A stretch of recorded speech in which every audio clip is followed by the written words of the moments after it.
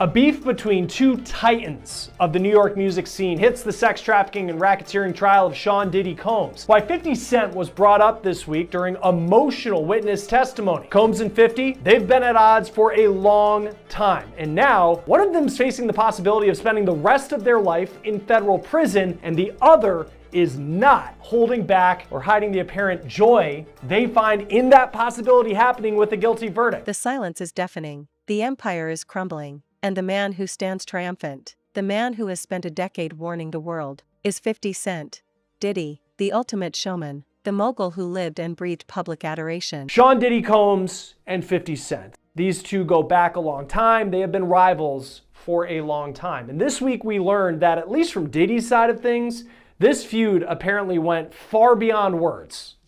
50 Cent's name came up during the testimony this week of Capricorn Clark. She is a former assistant of Sean Combs who went on to become the head of marketing for his Sean John clothing brand. Clark rose successfully and professionally through the ranks of Diddy's world during her time working for him, which stretched between 2004 to 2018, so she saw a lot. Clark claimed that Diddy would threaten her, and she says he even kidnapped her in 2011. All of this matters as we build up to how 50 Cent kind of factors into what she said on the stand. Now, Capricorn Clark started working for Bad Boy after she worked for Death Row Records.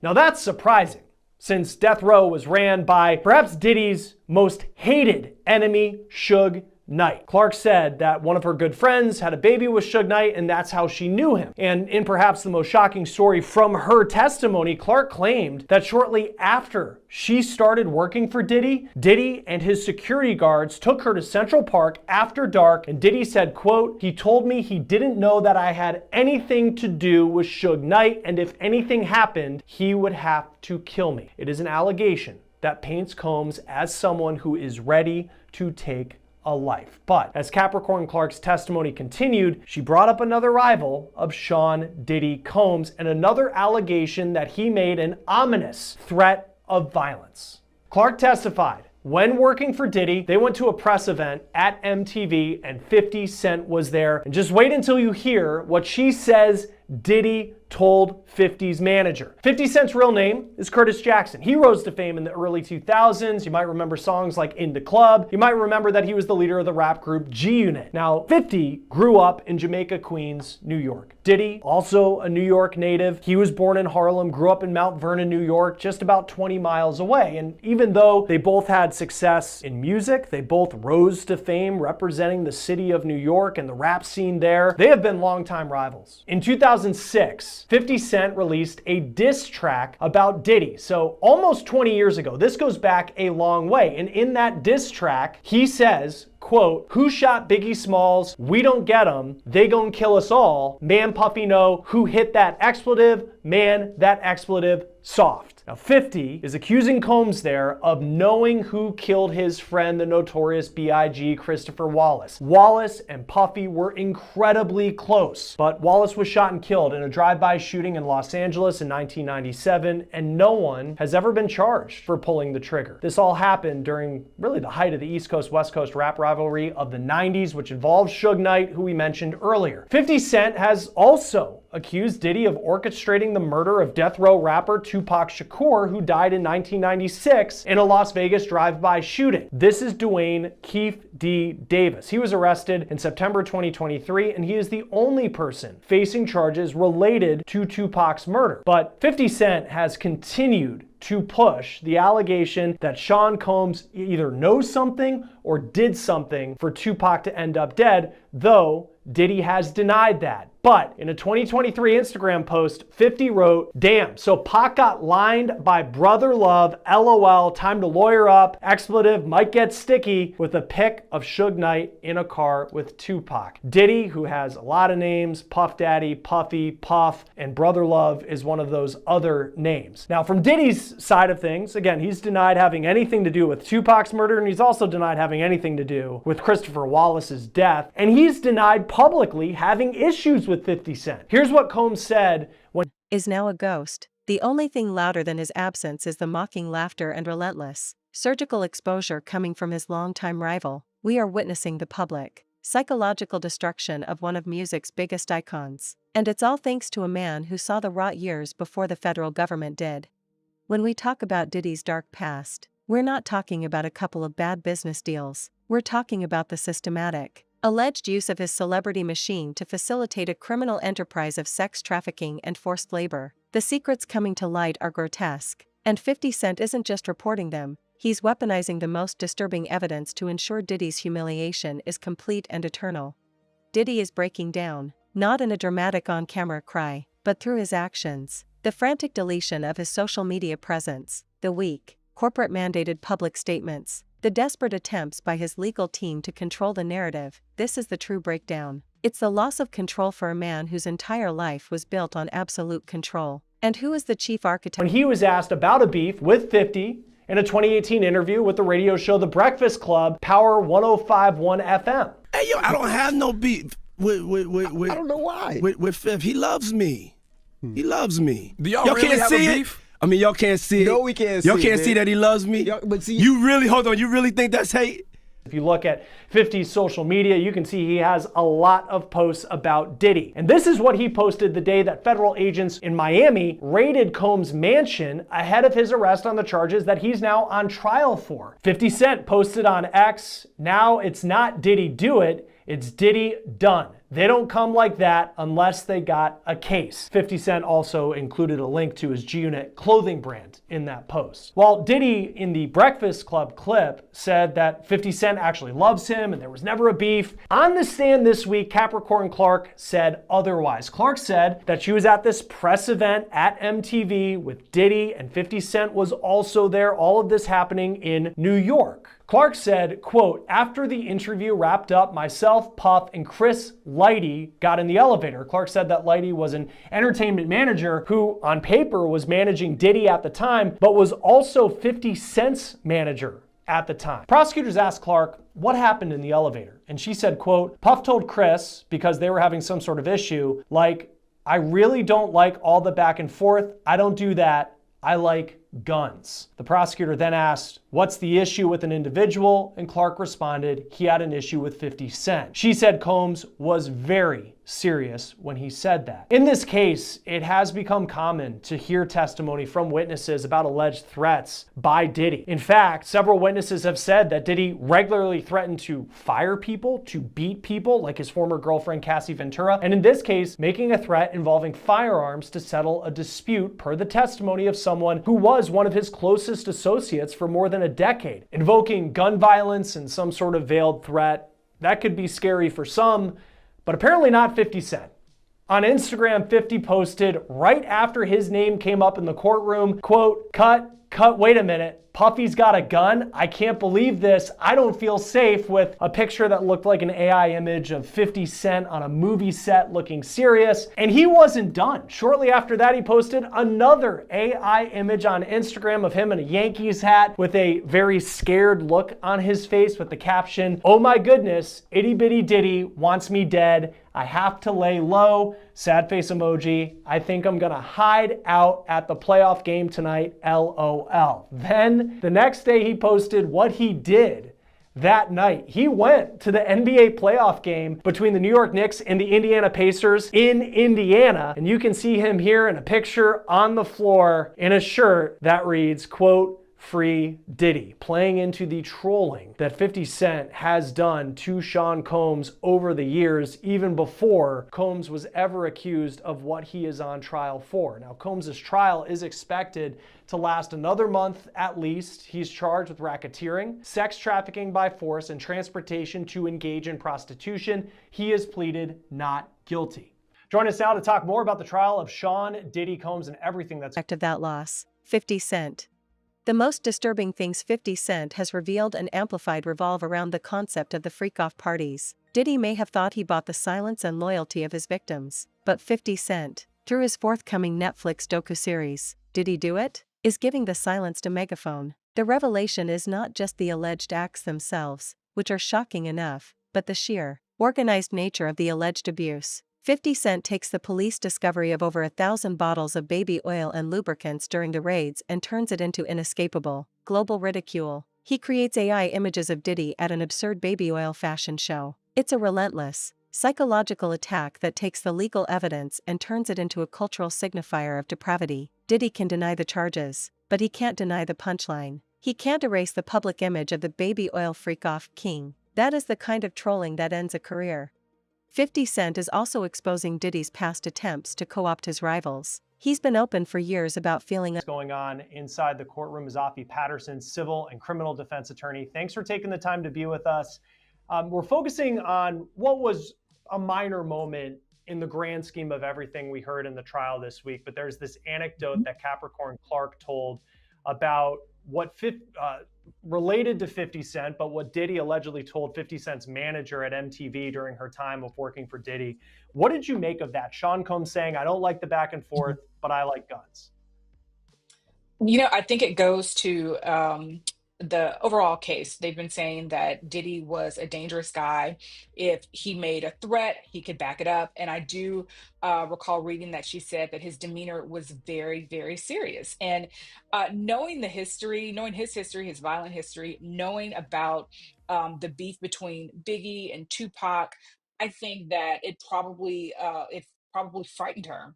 And I think that just again, her knowing about his violence, his propensity for violence, his behavior with her, his behavior with Cassie, his behavior with other employees, he's just continually reinforcing that violence. So I think it was a really good moment for the government.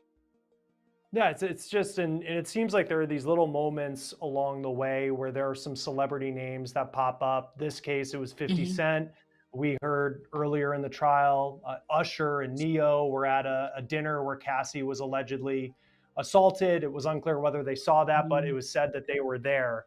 As far as the history of 50 Cent and Diddy, do we know how it started? I know that 50 Cent had a diss track, I think around 2006, claiming that Sean Combs knew who killed Biggie Smalls. But is there a particular incident that happened that made 50 Cent just seem to really start to come at Sean Combs? I don't know what's ground zero for them. I've seen, interviews that 50 has given saying that it's all business with them. I know they both have alcohol lines, and I know, they're both from New York. I think 50 is maybe from Queens and Diddy is from Harlem. I don't know what their ground zero is, but I know that since this all came out, 50 has not stopped. He's been taunting Diddy online. You, of course, know about the documentary. I believe it got picked up by Netflix, and he is supposedly donating the proceeds to victims of domestic violence. Diddy has had his knee on his neck and his foot to the gas on Diddy for a while. But again, I don't know where it started. Yeah, I mean, 50 Cent, for many people, if it was ever, there was an anecdote that came out that someone had said, oh, I like guns when talking about a back and forth, it might scare you. 50 Cent was at the Knicks-Pacers game in Indiana with a free Diddy t-shirt on, sitting courtside the next day. It's different. It was, yeah, it was different. I look back, and we aired a bit kind of leading into this interview, a clip from the Breakfast Club. It was 2018, and Diddy was on the show, and they asked about the issues that he had with 50 Cent. And he said, there's no issues. I love him. He loves me. He was kind of joking about it. And then you hear these stories that come out, whether it's this one specifically about 50 Cent or just in general, the picture that's being painted by the government in this trial. For you, has kind of the image of Sean Combs and who you thought he was, has it changed during the course of what we've seen over the last couple of weeks? Certainly over the course of what we've seen, but I think I've seen an interview where 50 said, if you want to go nowhere, go to Diddy. If you're ready for your career to die, go to Diddy. It's long been rumored that Diddy didn't necessarily uncomfortable around Diddy, recounting an incident where Diddy bizarrely offered to take him shopping, painting Diddy not as a friendly peer, but as someone with a weird, predatory energy. This long-held suspicion, now vindicated by the federal indictment, is being fed directly into the media grinder. The secret here is that the good times Diddy sold to the world were, according to 50 Cent, always laced with a dark, unsettling undercurrent that the industry ignored. 50 Cent is essentially saying, I saw the monster hiding in plain sight, and you all were too scared, or too compromised, to look. The truly brutal psychological blow 50 Cent is delivering is through his stated mission, donating all proceeds from his documentary to sexual assault victims. This is the ultimate reversal of fortune. Diddy's alleged enterprise was about exploitation for profit and power. 50 Cent is turning the documentation of that alleged exploitation into a charitable cause dedicated to healing the victims. It's a move of perfect moral and economic judo. Diddy is forced to watch his decades of alleged dark secrets Treat his artists properly. And if you look through his roster of artists, you'll see a lot of individuals whose careers probably started off really, really well, but they ended up with no money. That's long been the rumor. There've been rumors of abuse by Diddy toward Cassie and toward Kim and some other women as well. Even when he was at, I think Uptown is where he originally started.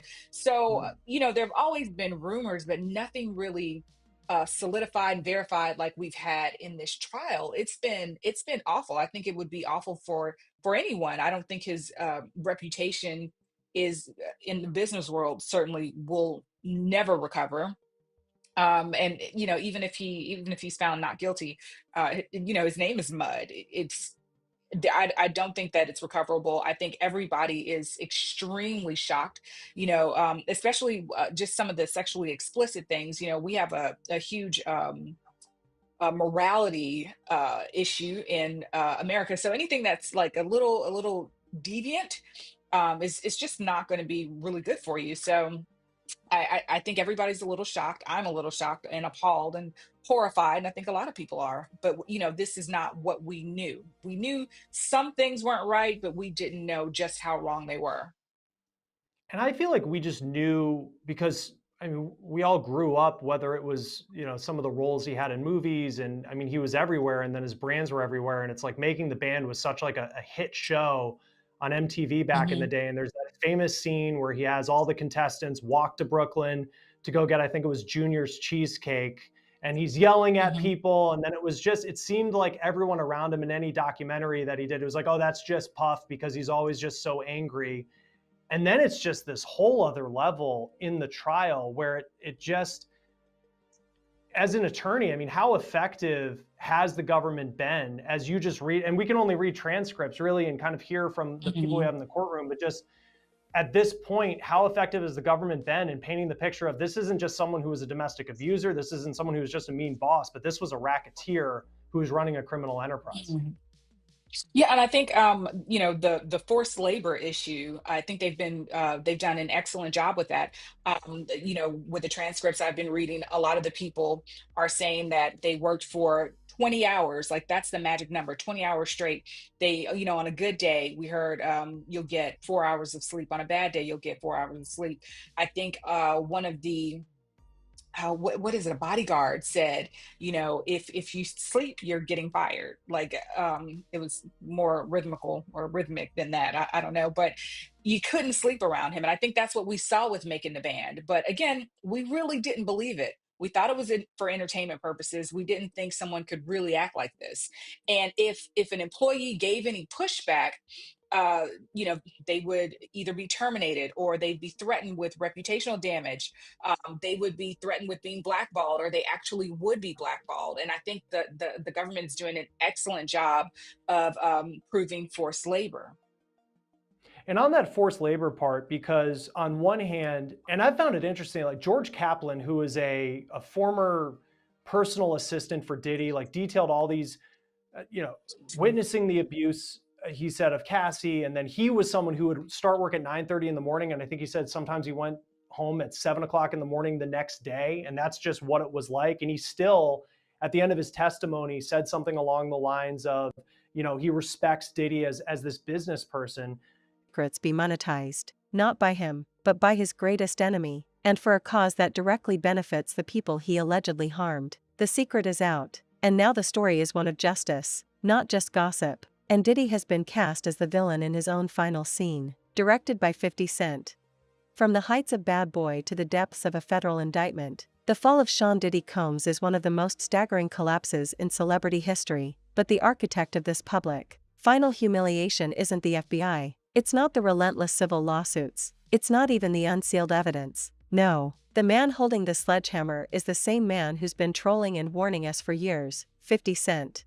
Diddy is losing it. The man who once demanded every single camera lens in the room focus solely on him is now frantically trying to vanish. He's issuing corporate-style apologies that ring hollow, deleting social media accounts, and watching his carefully constructed empire crumble, brick by dark brick. And through it all, 50 Cent stands as a and Jordan, aka Stevie J, who's Diddy's longtime friend. After Rodney Lil Jones Jr. filed his federal lawsuit against Diddy earlier this year, in which he referenced Diddy's infamous parties as seemingly the scene of a number of the allegations he now faces, including sex trafficking, forced drugging, and compromising footage of celebrities that have been held as blackmail. Stevie J seemingly responded with a post to Instagram with the caption, "This is what a real Diddy party looks like." The video showed a number of famous faces, including Jay-Z and Beyonce, Kim Kardashian, her then-husband Kanye West, Naomi Campbell, and several others who were all together to celebrate Diddy's 50th birthday in 2019. Fast forward to 2024, 50 was asked why there have been so many silent voices when it comes to celebs speaking out about Diddy, as if they're afraid to speak up.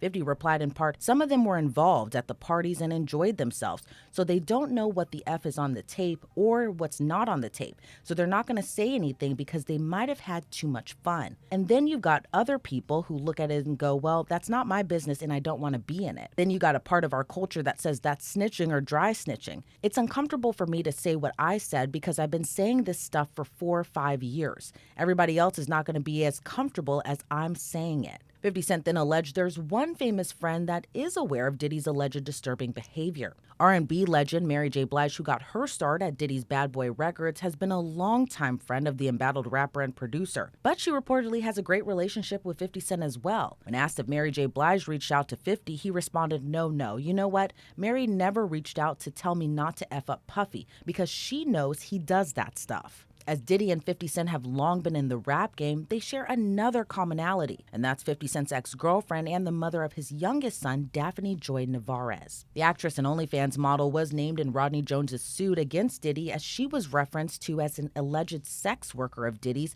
that also gets paid a monthly stipend. She has denied those allegations in a post made to social media, writing, "I am deeply hurt by the lies in Rodney Jones' lawsuit. The claim that I'm a sex worker is 100% false and character assassination. I am retaining an attorney to explore all legal remedies against both Rodney and his attorney." 50 Cent seemingly poked fun at the allegation of the mother of his son being an alleged sex worker. In a post made to his social media page, 50 wrote a caption, "I didn't know you was a sex worker, you little sex worker, LOL." But this would prompt Daphne Joy to respond to her ex again on social media, but this time would accuse 50 directly of rape and being abusive during their relationship. She would write in part, "Everything is a joke to you until our safety is compromised, which is happening now. You are wreaking real havoc, frenzy, and chaos onto people's lives. How would you feel if Sire was the one in handcuffs? For nothing. Let's put the real focus on your true evil actions of raping me and physically abusing me. You are no longer my oppressor, and my God will handle you from this point on. You have permanently damaged the last hope I had for you as a father to preserve our family with these last and final false claims made against me. You have broken our hearts for the last and final time." Those allegations against 50 Cent would prompt him to fire back against his ex Daphne Joy and sue her for defamation. In his suit, 50 Cent said those allegations were unequivocally false and would claim she made the shocking allegations in retaliation after he moved to take sole custody of their son. Since that suit, Daphne has deleted her Instagram post accusing 50 of rape and physical abuse. 50 Cent was asked by The Hollywood Reporter the latest in the defamation suit. The rapper and television producer said he tiptoes around the Daphne stuff and explained why. He said, "I got a family court case. The allegations that came out, she posted things to her page saying some crazy stuff. But this comes 8 hours after I filed for custody for my son. And she put that up in response to that, and I'm like, ugh. In this climate, you know how quickly they pass judgment. Things have worked out since she said those things." He went on to add, "I'd like to respond and say some wild stuff, but I've got to sustain that for myself." Triumphant, mocking, unyielding commentator, turning Diddy's real-life horror show into the most watched, most savage docu-series in the world. He's not just trolling, he's weaponizing the truth he claims he always knew. For years, 50 Cent was the lone voice in the wilderness, the rapper who publicly questioned Diddy's entire persona. He hinted at the darkness, he mocked the weird energy, he called out the perceived fakery. Everyone else in the industry stayed quiet, terrified of Diddy's power, his connections, his influence. They saw the celebrity, the mogul, the untouchable icon. 50 Cent saw a mark, a weak spot, a rotten foundation. And now, the federal government and over 100 accusers have confirmed 50's decades-long suspicions. The secrets that Diddy paid billions to keep buried are finally being dragged into the harsh, undeniable light, all perfectly timed for 50 Cent's Netflix series. Did he do it?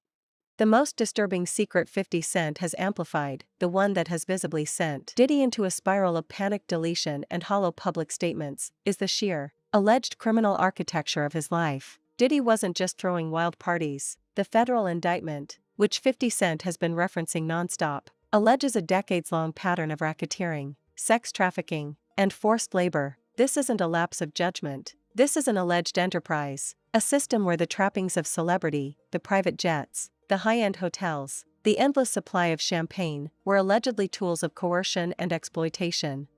50 Cent didn't invent the term freak-off, but he made it a global punchline for Diddy's alleged crimes. When the federal raids revealed an absurd quantity of baby oil and lubricants, 50 Cent didn't just tweet about it, he turned it into a viral, humiliating digital fashion show, with AI-generated Diddy models marching down runways, covered in baby oil. This is the essence of 50's genius in this feud. He takes the most grotesque piece of evidence and turns it into inescapable, irreversible ridicule. He makes the world laugh at a man who has only ever demanded respect and fear. Diddy's reaction? Public silence, followed by the kind of calculated, lawyer-approved non-denial statements that only further expose his terror. He is losing his composure because the narrative is no longer his. It belongs to 50 Cent and the accusers. Diddy is losing the war because his weapon was money and influence. 50 Cent's weapon is unvarnished truth, relentless mockery, and strategic timing. The fear Diddy commanded has vanished, replaced by a universal wave of disgust and schadenfreude that 50 Cent is riding like a tsunami. The old secrets, the alleged abuse of former partners like Cassie, the accusations of being involved in the deaths of industry legends like Biggie and Tupac that 50 Cent has publicly questioned for years, all feel new again now that a federal indictment and a parade of new accusers have given them undeniable weight. The man who once demanded we take that is now the one taking the fall, head first, into a public pit of ruin. He is exposed, isolated, and digitally erased. The ultimate mogul is powerless, and his most bitter rival is documenting his total and irreversible breakdown for the entire world to stream. This isn't just the end of an era, it's a complete, hostile takeover of a legacy, orchestrated by the one person Diddy could never silence. The secret is out, the past is dark, and 50 Cent is putting it all on blast. Diddy is done, finished, and 50 Cent is here to make sure every last detail of the implosion is recorded for history.